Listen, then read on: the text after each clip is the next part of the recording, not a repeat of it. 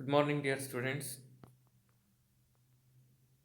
In the last class, we were discussing about the respiration in organisms. So, we were discussed about the types of respiration, that is aerobic respiration and anaerobic respiration. And breathing, we were discussed what is breathing rate. So, are you all of you are calculated your breathing rate? So, I hope you all do that. So, after that, we came to know that what is breathe and how mechanism of respiration ಯಾವ ರೀತಿ respiration ಆಗುತ್ತೆ ನಮ್ಮ body ಒಳಗಡೆ ಯಾವ ರೀತಿ ನಮ್ಮ chest ಕ್ಯಾವಿಟಿಯಲ್ಲಿ ಅಂದರೆ ಲಂಗ್ಸಲ್ಲಿ ಏನೇನು ಬದಲಾವಣೆ ಆಗುತ್ತೆ that all those things we were studied the rip cage is the bone which protects the our respiratory system, and diaphragm is there which separates uh, stomach and lungs. The movement of diaphragm we were studied if air is moved out from the body, the diaphragm is moves up, and air is moves into the body, into the lungs, that diaphragm moves down. All those things we were studied, and that totally we were studied about human respiratory system, respiration in humans. So I hope you all understood the respiration in humans.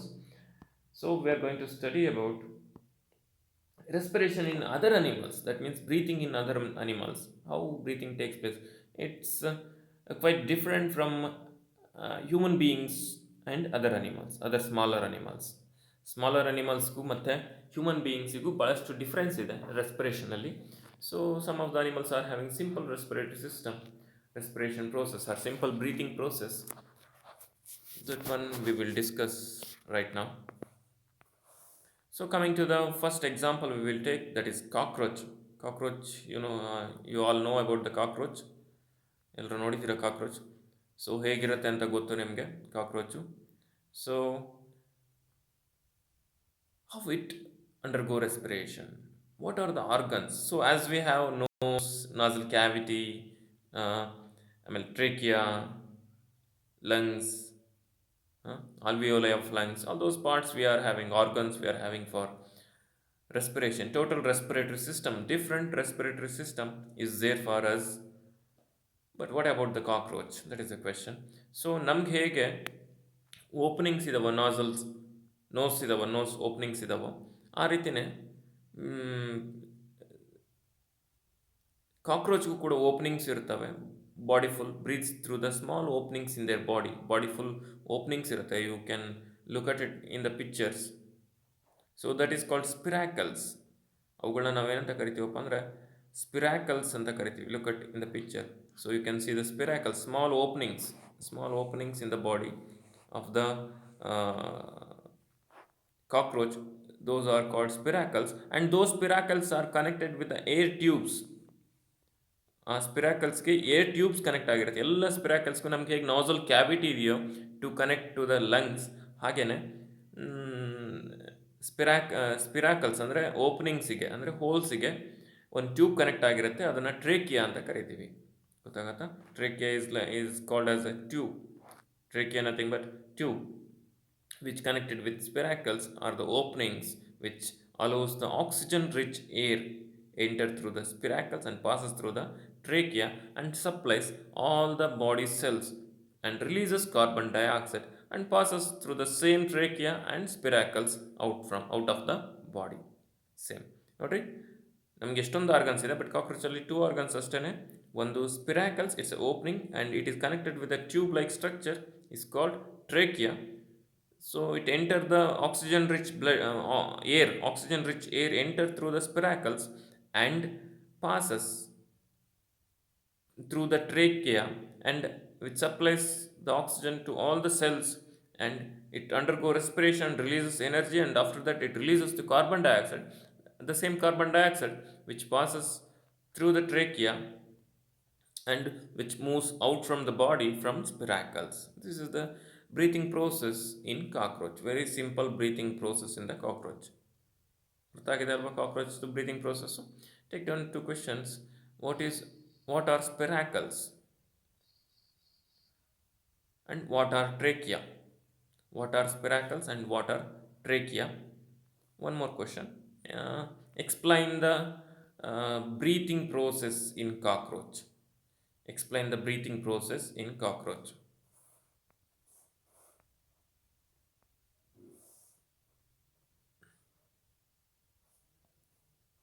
So next, coming to the earthworm. You know that earthworm ನೋಡಿದ್ದೀರಾ ನೀವು, ಮಣ್ಣಲ್ಲಿರುತ್ತೆ. ಅದು ಹೇಗೆ exchange ಮಾಡುತ್ತೆ ಅಂದರೆ very simple process. It exchange through the moist skin. ಅದ್ರ body full ಯಾವಾಗಲೂ ಹಸಿಯಾಗಿರುತ್ತೆ, moist ಆಗಿರುತ್ತೆ. ಮುಟ್ಟಿದರೆ ಒಂಥರ ಮ್ಯೂಕಸ್ ಅಂಟ್ಕೊಳುತ್ತೆ. ಮ್ಯೂಕಸ್ ಅಂದರೆ ಜೆಲ್ ಥರ ಅಂಟ್ಕೊಂಡಿರುತ್ತೆ, ಅದ್ರ ಕೈಗೆ ಅಂಟ್ಕೊಳುತ್ತೆ. ಆ ಥರ ಯಾವಾಗಲೂ ಮಾಯಿಸ್ಟ್ ಇರುತ್ತೆ ಸ್ಕಿನ್ನು.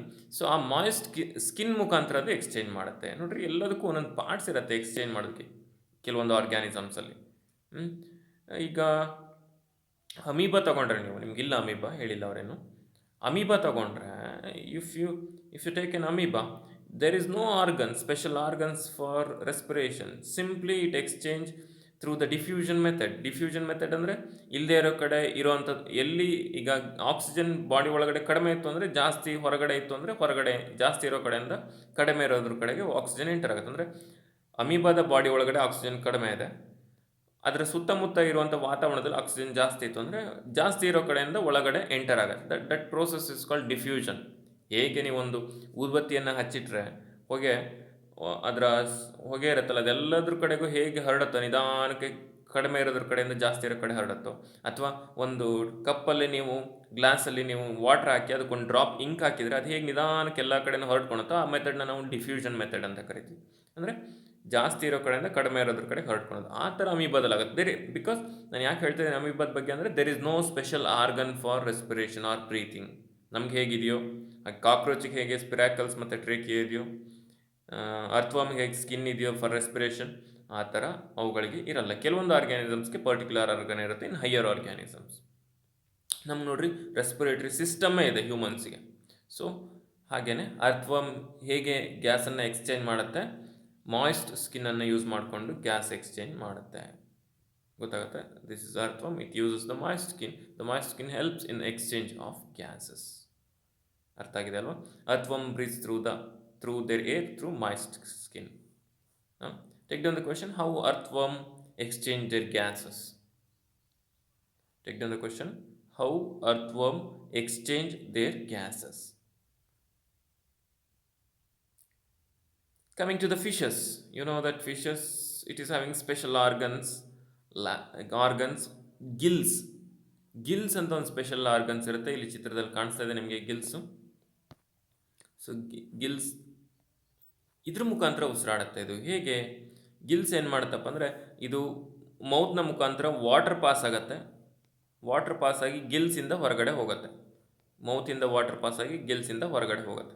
ಹೋಗುವಾಗ ವಾಟ್ರಲ್ಲಿರುವಂಥ ಆಕ್ಸಿಜನ್, H2O, ವಾಟರ್ ಅಂದರೆ H2O, ಹೈಡ್ರೋಜನ್, ಆಕ್ಸಿಜನ್. ಸೊ ಆ ಆಕ್ಸಿಜನನ್ನು ಅದೇನು ಮಾಡುತ್ತೆ, ಗಿಲ್ಸ್ ಏನು ಮಾಡುತ್ತೆ, ಅಬ್ಸಾರ್ಬ್ ಮಾಡ್ಕೊಳುತ್ತೆ. ಗೊತ್ತಾಗುತ್ತಾ?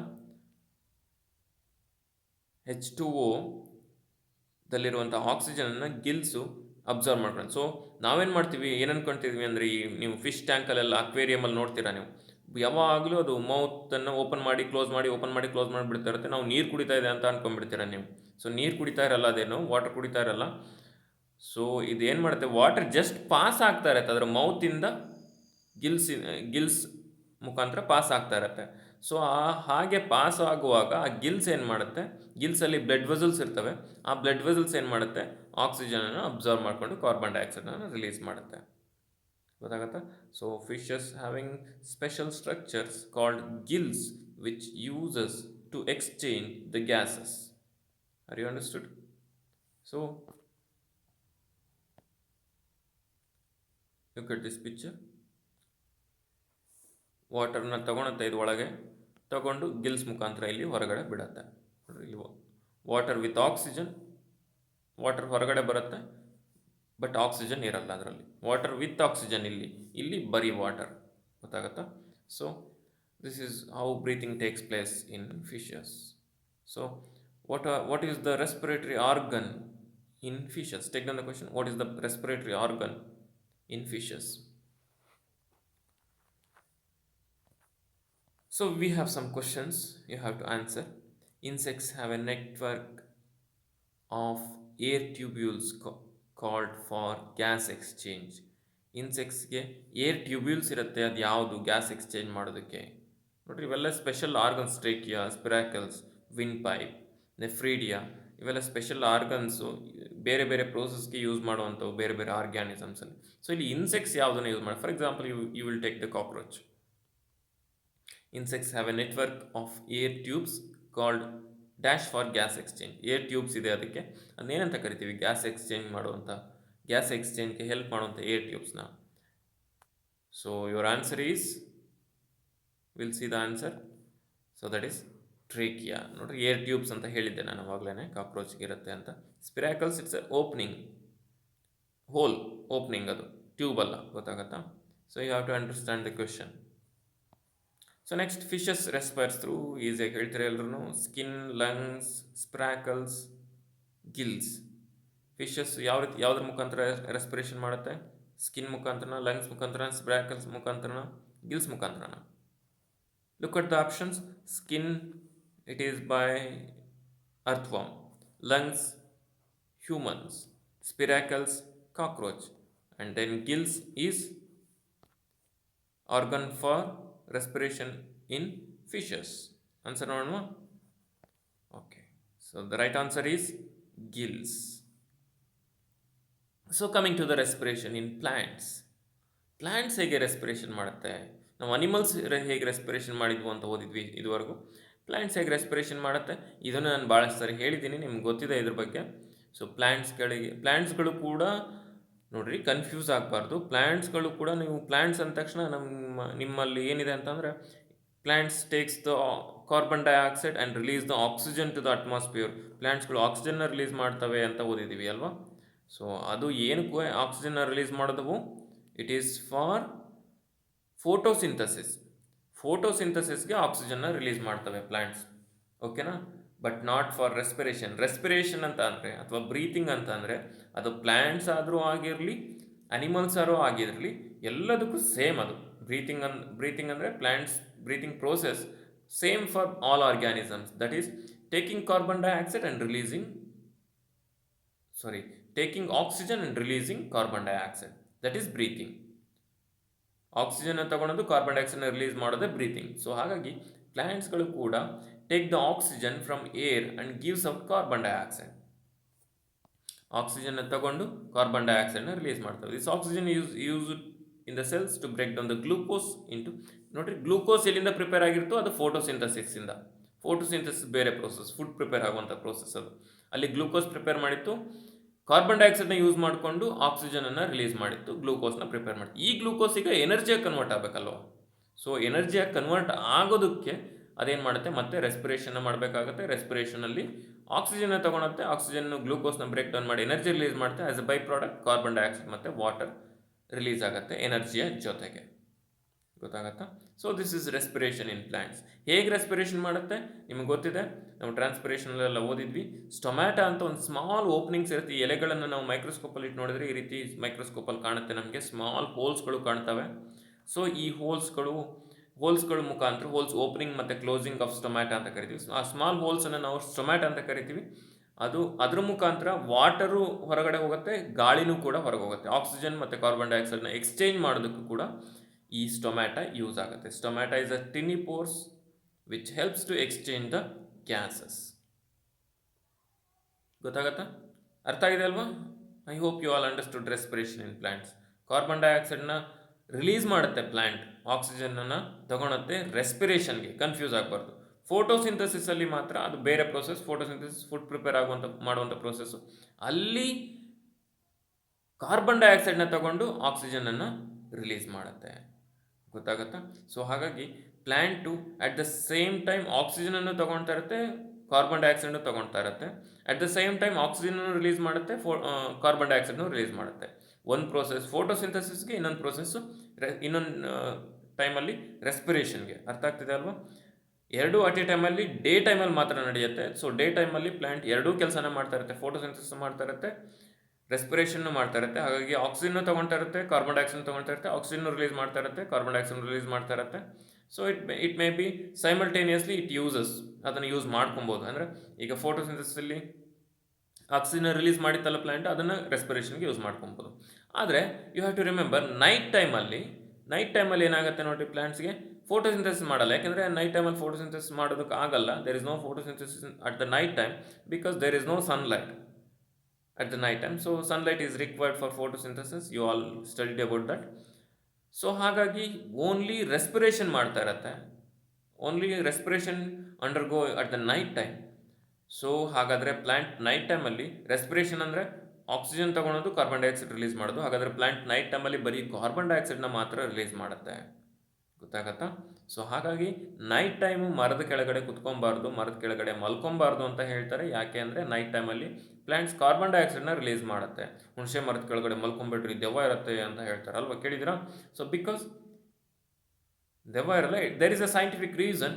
ಯಾಕೆಂದರೆ ಹುಣಸೆ ಮರ ಇದೆಯಲ್ಲ, tamarind tree, which release large amount of carbon dioxide at the night time. So it harmful to, it affect on our health. That's why they are advised to do not sleep under tamarind tree. ಗೊತ್ತಾಗತ್ತಾ? So the roots are helps to take air from the ಸಾಯಿಲಲ್ಲಿರುವಂಥ ಏರನ್ನು ಕೂಡ absorb ಮಾಡ್ಕೊಳುತ್ತೆ plant. ಹೇಗೆ ಅಂದರೆ ಅದಕ್ಕೆ root hairs ಅಂತ ಇರುತ್ತೆ ಇಲ್ಲಿ. ಅವುಗಳು ಸಾಯಿಲ್ನ ಒಳಗಡೆ ಇಂಜೆಕ್ಟ್ ಆಗಿರುತ್ತೆ. ಅವುಗಳು ಸಾಯಿಲ್ನ ಮಧ್ಯೆ, ಅಂದರೆ ಸಾಯಿಲ್ ಪಾರ್ಟಿಕಲ್ ಇರುತ್ತಲ್ಲ, ಅದರ ಮಧ್ಯೆ ಗ್ಯಾಪಲ್ಲಿ ಏರ್ ಫಿಲಪ್ ಆಗಿರುತ್ತೆ. ಆ ಏರನ್ನು ಈ ರೂಟ್ ಹೇರ್ಸ್ಗಳು ಕೂಡ ಅಬ್ಸರ್ವ್ ಮಾಡ್ಕೊಳುತ್ತೆ. ಅಂದರೆ ರೂಟ್ಸು ಕೂಡ ಉಸಿರಾಡತ್ತೆ ಅಂತ ಹೇಳೋದಕ್ಕದು. ಗೊತ್ತಾಗುತ್ತಾ? ರೂಟ್ಸಿಂದನೂ ಕೂಡ ಗ್ಯಾಸ್ ಎಕ್ಸ್ಚೇಂಜ್ ಆಗುತ್ತೆ. So this is respiration in plants. So take down the question, what is stomata? First question. And another one is explain respiration in plants. Explain respiration in plant. ಏನು ರೆಸ್ಪಿರೇಷನಲ್ಲಿ ಏನಾಗುತ್ತೆ ಪ್ಲ್ಯಾಂಟ್ಸಲ್ಲಿ ಅಂತ ಹೇಳಬೇಕಷ್ಟೇ. Explain respiration in plants. So look at the question. The gas that plants respire. Plants ಉಸಿರಾಡುವಂಥ gas ಯಾವುದು ಹಾಗಾದರೆ? ನೈಟ್ರೋಜನ್ನ, ಆಕ್ಸಿಜನ್ನ, ಕಾರ್ಬನ್ ಮೊನಾಕ್ಸೈಡ, ಕಾರ್ಬನ್ ಡೈಆಕ್ಸೈಡ? ಪ್ಲ್ಯಾಂಟ್ ಯಾವ ಗ್ಯಾಸನ್ನು ತಗೊಳುತ್ತೆ ಉಸಿರಾಡೋದಕ್ಕೋಸ್ಕರ? ಯಾವ ಗ್ಯಾಸನ್ನು ಯೂಸ್ ಮಾಡ್ಕೊಳುತ್ತೆ? ಯಾವ ಗ್ಯಾಸ್ ಪ್ಲ್ಯಾಂಟ್ಸ್ ಉಸಿರಾಡೋದು? ಆಕ್ಸಿಜನ್ನ, ಕಾರ್ಬನ್ ಡೈಆಕ್ಸೈಡ? The answer is oxygen. ನಾವೇನು ಉಸಿರಾಡ್ತೀವೋ ಪ್ಲ್ಯಾಂಟು ಕೂಡ ಅದನ್ನೇ. There is no difference between humans or animals and plants in respiration. ಅರ್ಥ ಆಗ್ತಿದೆ ಅಲ್ವಾ?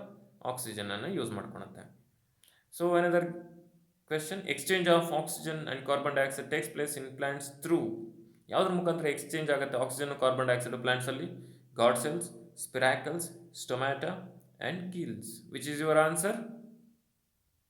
We'll see your answer. That is stomata is the right answer. So this completes the lesson, transportation or respiration in organisms. Respiration in organisms lesson completed. So I hope you all understood the respiration in organisms. If you are having any doubts, questions, you can ask in the group. So I will send you the notes for this lesson, and complete the notes and send me. Thank you.